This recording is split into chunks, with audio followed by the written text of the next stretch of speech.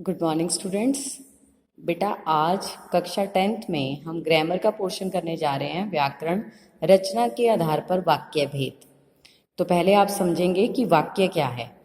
आज तक हर एक कक्षा में आपको पता ही है वाक्य क्या है, तो आप पहले इसको समझ लें, इसकी परिभाषा को। वाक्य शब्दों का ऐसा सार्थक समूह जो व्यवस्थित हो तथा पूरा आशय प्रकट कर सके, वाक्य कहलाता है।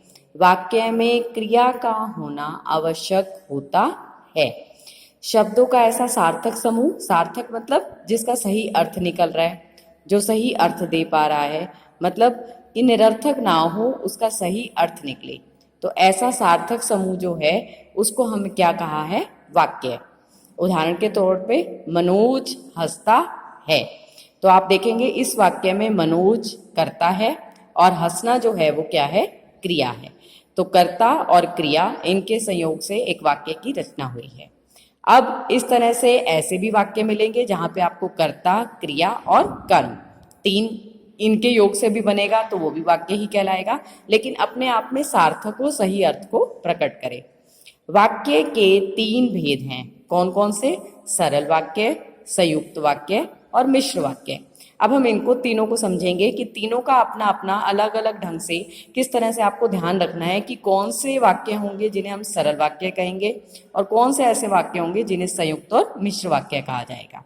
सरल वाक्य, जिस वाक्य में एक उद्देश्य और एक विधेय होता है उन्हें सरल वाक्य कहते हैं।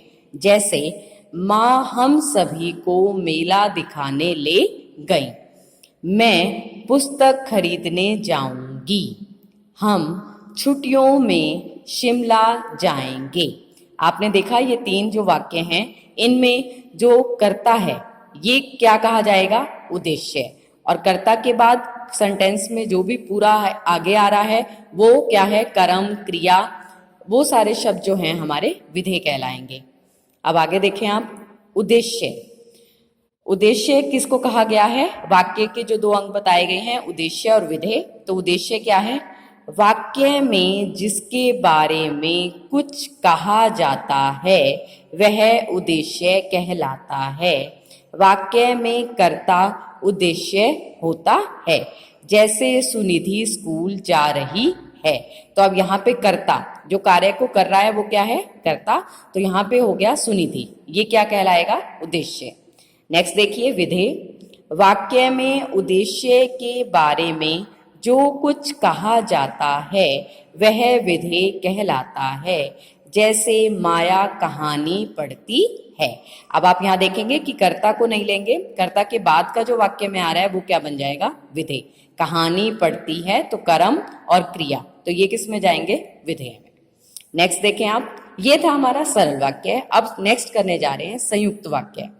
वह वाक्य जिसमें दो या दो से अधिक उपवाक्य होते हैं, अर्थात जिन वाक्यों में एक से अधिक स्वतंत्र वाक्य योजकों द्वारा जुड़े हुए हों, उन्हें संयुक्त वाक्य कहते हैं। संयुक्त वाक्य के उपवाक्य और, तथा, फिर, या, अन्यथा, अथवा, किंतु, लेकिन, इसलिए समानाधिकरण अव्ययों से जुड़े होते हैं। अव्यय कौन से होते हैं? जिन पर कर्ता का, लिंग का, किसी भी चीज का कोई प्रभाव नहीं पड़ता। अव्यय ऐसे शब्द होते हैं जिनमें लिंग के कारण या किसी और कारक के कारण कोई भी परिवर्तन नहीं होता, जैसे अथवा है, किंतु है, इस तरह के शब्द। संयुक्त वाक्य जो कि दो शब्द आपस में जुड़े हुए हैं, किसी भी बीच में योजक का प्रयोग किया गया है, तो वो हमारे कहलाएंगे संयुक्त वाक्य। संयुक्त वाक्य के भेद। अब इसमें भी संयुक्त वाक्य के जो भेद बताए गए हैं वो क्या क्या हैं, उनमें कौन कौन से शब्द आ रहे हैं? संयोजक संयुक्त वाक्य। आपको कुछ शब्दों का ध्यान रखना है कि ये जो शब्द हैं, ये जो योजक हम प्रयोग कर रहे हैं, ये संयुक्त वाक्य में आएंगे। वो कौन कौन से हैं? और, एवं, तथा, आदि। विभाजक, विभाजक का मतलब ही क्या है? किसी चीज को अलग करने वाला। तो या, अथवा, न, की, आदि, ये सारे आपके विभाजक संयुक्त वाक्य हैं। विरोधवाचक, जहां पे विरोध का आभास होगा, मगर, पर, लेकिन, बल्कि आदि। परिणामवाची संयुक्त वाक्य, इसलिए, अतः, सो, आदि। इस तरह के जो ये हैं, ये सारे योजक चिन्ह आपने ध्यान रखने हैं कि इनका प्रयोग किस में हो रहा है, संयुक्त वाक्य में। हमने पहले सरल वाक्य और संयुक्त वाक्यों को समझा, अब हम देखेंगे मिश्र वाक्य। मिश्र वाक्य वह वाक्य जिसमें एक उपवाक्य स्वतंत्र उपवाक्य होता है, मतलब वो अपने आप में स्वतंत्र होता है, तथा शेष उपवाक्य स्वतंत्र उपवाक्य पर आश्रित होते हैं। ये आश्रित उपवाक्य योजक चिन्हों द्वारा प्रधान उपवाक्य के साथ जुड़े रहते हैं। मिश्र वाक्य के उपवाक्य कि, जैसा, वैसा, जो, वह, जब, तब, यदि, तो आदि व्यधिकरण योजकों से जुड़े हुए होते हैं। हमने पहले देखा समानाधिकरण, समानाधिकरण है जो समान वर्ग के हैं, और व्यधिकरण हो गया जो दोनों अलग अलग संकेत दे रहे हैं, जैसे जैसा, वैसा, जब, तब। ये सारे आपके मिश्र वाक्य के उदाहरण रहेंगे। जैसे जब पानी बरस रहा था तब मैं घर के भीतर थी। तो अब इसका यहां पे आप देखेंगे जब और तब, ये योजक जो आपको संकेत देंगे, ये किसका संकेत देंगे, मिश्र वाक्य का।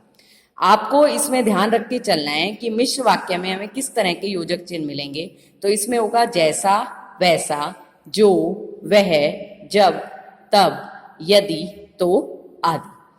अब हमने देखना है कि मिश्र वाक्य में ही हमसे क्वेश्चंस में फाइंड आउट करना आ जाता है कि आश्रित जो उपवाक्य है उसका भेद भी बताएं, कि वो आपको ध्यान रखना है कि मिश्र वाक्य में 3 कैटेगरी रहेंगी, एक संज्ञा उपवाक्य की, एक विशेषण उपवाक्य की, एक क्रिया विशेषण उपवाक्य की।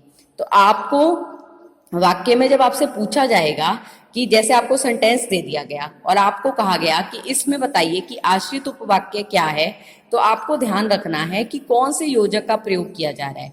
अगर की इस तरह से आपको वाक्य में दिखता है तो आप कहेंगे कि ये संज्ञा उपवाक्य का भेद है, संज्ञा उपवाक्य रहेगा इसमें। मतलब मिश्र वाक्य के जो 3 भेद रहेंगे, संज्ञा उपवाक्य, विशेषण उपवाक्य, क्रिया विशेषण उपवाक्य, ये आश्रित उपवाक्य के भेद कहे गए हैं। और इसमें आपको इन सारे सेंटेंसेस में ध्यान रखना है कि योजक कौन सा संकेत दे रहा है। जैसे की, तो ये संज्ञा उपवाक्य का, विशेषण में आपको मिलेगा जो, जिसे, इस तरह के जो संकेत मिलेंगे ये आपको बताएंगे कि ये किस कैटेगरी में जाएंगे, विशेषण उपवाक्य में। क्रिया विशेषण है तो यहां पर आपको इस तरह के योजक चिन्ह मिलेंगे, जब, जहां, जैसा, जो। तो ये सारे हमारे हो जाएंगे क्रिया विशेषण उपवाक्य। इसके समझ लेते हैं हम आश्रित उपवाक्य के भेद। संज्ञा उपवाक्य, जो उपवाक्य वाक्य में संज्ञा का काम करते हैं वे संज्ञा उपवाक्य कहलाते हैं। जैसे रहीम बोला कि मैं कल दिल्ली जा रहा हूं। यहां पे आप ध्यान रखेंगे कि ये जो की आ रहा है ये किसकी तरफ इशारा कर रही है, संज्ञा उपवाक्य की। विशेषण उपवाक्य, विशेषण उपवाक्य मुख्य उपवाक्य में प्रयुक्त होने वाले संज्ञा पद की विशेषता बताता है। हिंदी में जो, जिसे, जिस आदि उपवाक्य प्राय विशेषण उपवाक्य होते हैं। जैसे मेरे पास एक गुड़िया है जो नाचती है। जैसे ही आपको जो दिख जाएगा तो आप क्या कहेंगे, ये किसका पार्ट बन गया, विशेषण उपवाक्य का। उसी से किताब मांगो जिसे दी थी, जिसे, ये किसका हो गया, विशेषण उपवाक्य। नेक्स्ट है हमारा क्रिया विशेषण उपवाक्य। क्रिया विशेषण उपवाक्य सामान्यतः मुख्य उपवाक्य की क्रिया की विशेषता बताता है। इसमें जब, जहां, जैसा, जो आदि समुच्चय बोधक अव्यय आते हैं। जैसे जब बारिश हो रही थी तब मैं घर में था। जब और तब, ये अब आपका किसका बन जाएगा, क्रिया विशेषण उपवाक्य। जहां समीर पढ़ता था वहां मैं पढ़ता था। तो यहाँ पे आपका क्या हो जाएगा, क्रिया विशेषण उपवाक्य। ये तो आपको सिर्फ आश्रित उपवाक्य के भेद बताए गए हैं। जब आपको इस तरह से एग्जाम में दे दिया जाता है कि आपको सेंटेंसेस दे दिए जाएं और आपको फाइंड आउट करने के लिए कहा जाए कि आश्रित उपवाक्य का कौन सा भेद यहाँ पर प्रयोग में किया गया है, मतलब संज्ञा विशेषण या क्रिया विशेषण। लेकिन आमतौर पे आपसे दो तरह से क्वेश्चन पूछा जाएगा। एक तो आपसे ये इस तरह से सेंटेंस दे दिया जाए और आपको आश्रित उपवाक्य को फाइंड आउट करने के लिए कहा जाए, या आपको सिंपल सेंटेंसेस दे दिए जाएं और आपको कहा जाए कि इनमें आप बताइए कि ये कौन सा वाक्य है, सरल, संयुक्त या मिश्र। या तीसरी तरह से भी आ सकता है कि आपको सेंटेंस दे दिया जाए और आपको कहा जाए कि आप इसे चेंज करके दिखाएं, जैसे सरल दे दिया और उसको संयुक्त में बदलें, संयुक्त दे दिया उसको सरल में चेंज करें। तो इस तरह से आप अपनी ग्रामर बुक से भी इसकी प्रैक्टिस कर सकते हैं। धन्यवाद।